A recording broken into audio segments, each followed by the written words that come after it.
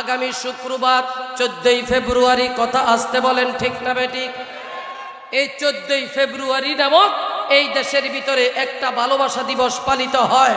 এই ভালোবাসা কোনো মুসলমানের ভালোবাসা হতে পারে না, এটা ভিনদেশীদের, বেঈমানদের, কাফেরদের ভালোবাসা। কথা বলেন ঠিক না বেঠিক?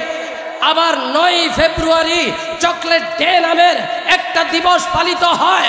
এই একটা দিবস পালিত হইতে যাইয়া অবাধে নারী আর পুরুষ, 10 বছর 12 বছরের মেয়েগুলো অপসংস্কৃতি, অবাধ মিলামেশার ভিতরে যুক্ত হয়।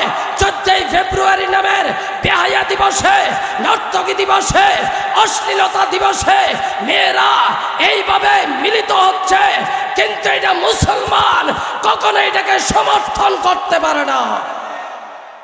এই দেশে বাল্য বিবাহের নাম দিয়া এইভাবে মেয়েগুলোকে আটকিয়ে রাখে, এটা জায়েজ নাই। ইসলামের ভিতরে, কোরআন সুন্নাহর ভিতরে বাল্য বিবাহের নামের কোনো শব্দ নাই।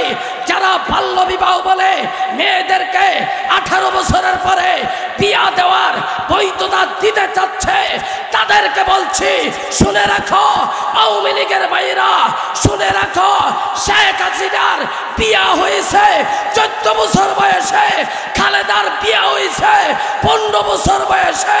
তাহলে যেই দেশে হাসিনা 14 বছরে বিয়া বসতে পারে, খালেদা 15 বছরে বিয়া বসতে পারে, এই দেশে 18 বছর বলে মেয়েগুলারে দর্শনের দিকে ঠেলে দিচ্ছ, তোমরা কারা?